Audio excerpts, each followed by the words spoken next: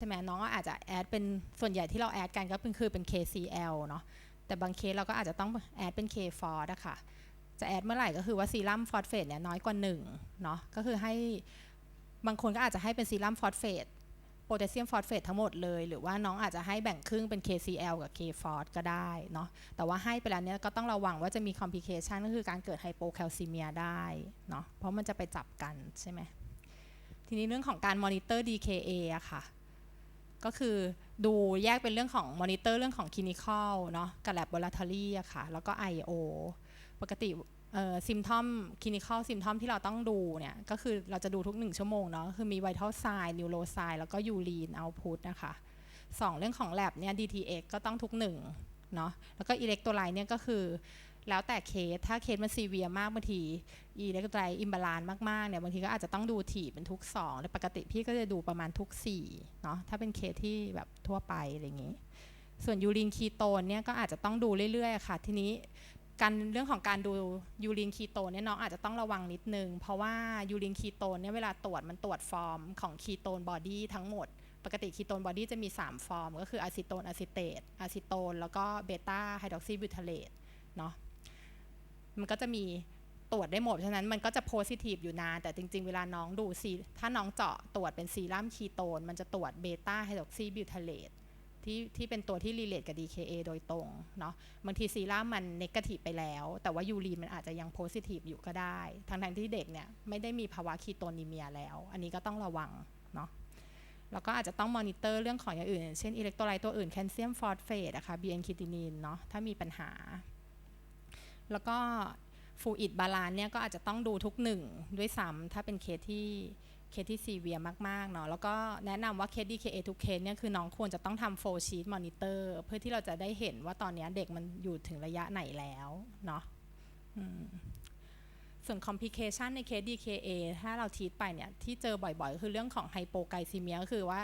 ทีทไปเรื่อยๆแล้วก็ปรากฏว่าอินซูลินบางทีคือเราตามเด็กไม่ทันบางทีถ้าเอาออฟ DKA เมื่อไหร่เนี่ยน้ำตาลมันจะไม่ได้อยู่ตามที่เราคีบแล้วมันจะล่วงลงอย่างรวดเร็วเนาะก็จะมีไฮโปไกลซีเมียได้แล้วก็เรื่องของอิเล็กโทรไลต์ก็จะมีไฮโปคาลิเมียที่เจอบ่อยเนาะอีกอันนึงก็คือเรื่องของ persistent acidosis ทำไมทีทมาแบบปกติมันควรจะเอาภายในแบบ18 ถึง 24 ชั่วโมงอะไรอย่างงี้ใช่ไหมปรากฏคนนี้ไม่เอาสักทีอะไรอย่างเงี้ยน้องต้องกลับมาดูว่าเกิดอะไรขึ้นเราจะเรียก persistent acidosis ก็คือว่าใบขาบมันยังน้อยกว่า10หลังจากที่น้องเริ่มทีทไปแล้วประมาณ8 ถึง 10 ชั่วโมงเนาะใบขาบก็ยังไม่ขึ้นเกิน10อันนี้ก็อาจจะต้องไปหาสาเหตุนะคะที่เจอบ่อยๆก็คือจะเป็นเรื่องของ fluid intake ที่มันไม่พอเนาะอย่างน้องไฮเดชันเข้าไปเนี่ยน้องก็ให้ตามสูตรที่พี่บอกว่าแบบ initial เท่านี้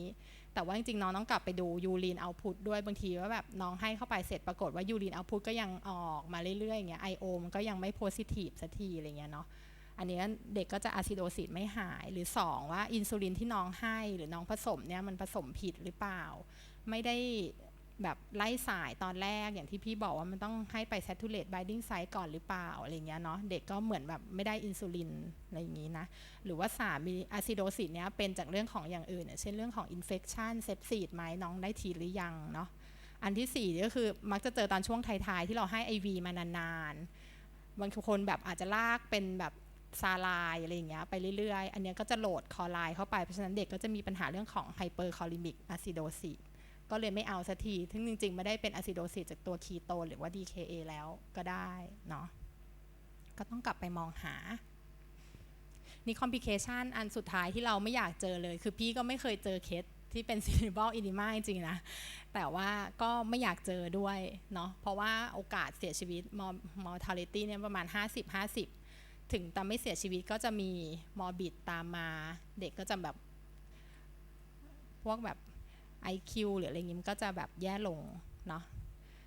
ปกติ cerebral edema เนี่ยคือมันก็จะมีลิสต์ในบางเคสเนาะที่จะต้องระวังมากอย่างเช่นว่าเด็กเล็กที่ต่ำกว่า5 ขวบเป็น first diag DM DKA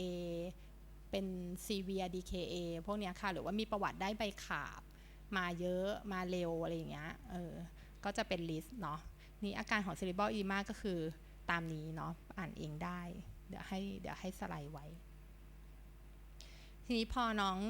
ทีมาเรื่อยๆแล้วเด็ก out of DKA ก็คืออันแรกก็คืออย่างที่พี่บอกไปว่าเรื่องของการสวิตช์อินซูลินนะคะที่จะกลับไปเป็นซับคิวก็อย่าลืมให้มันมีโอเวอร์แลปกันช่วงหนึ่งเนาะ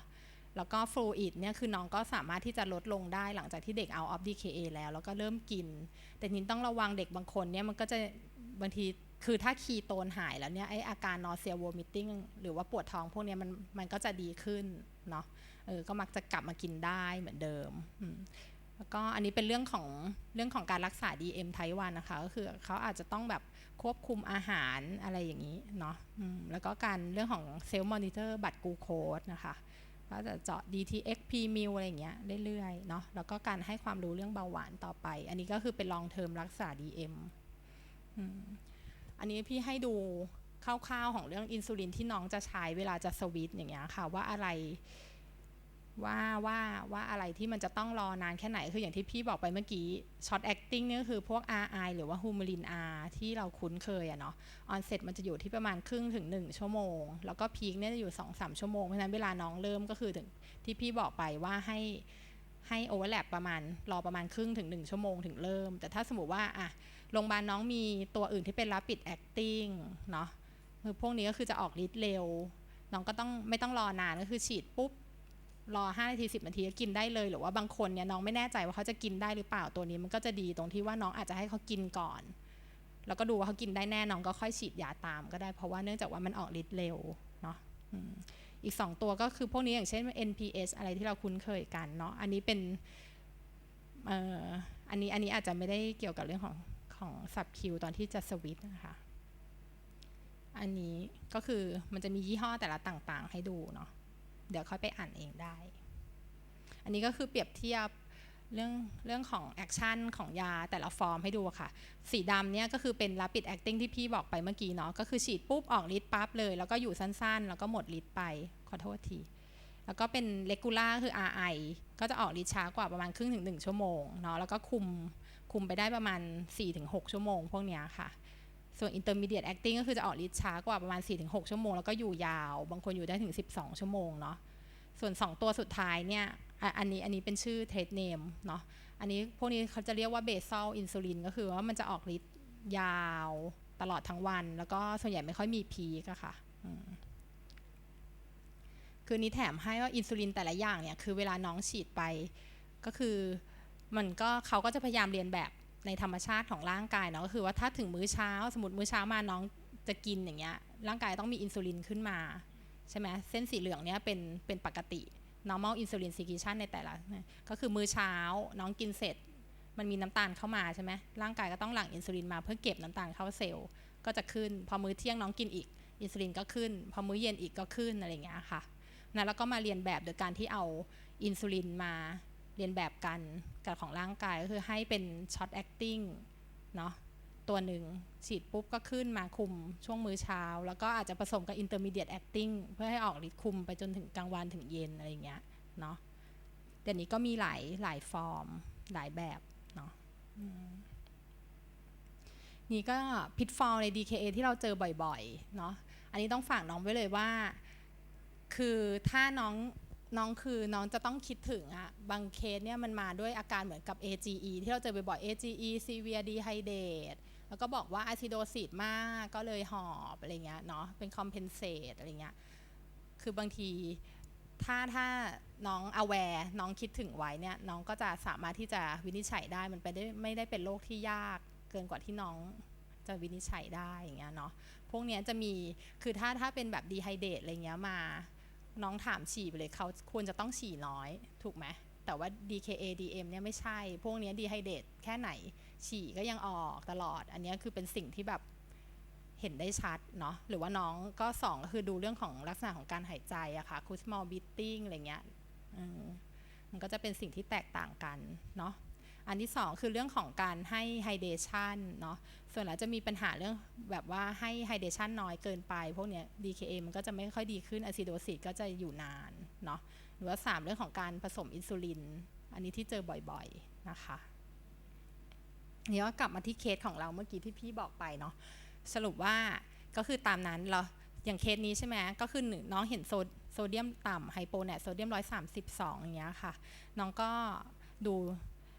คนนี้คำนวณถ้าคอเล็กออกมาได้เท่าไหร่นะ 1.6 คูณกับ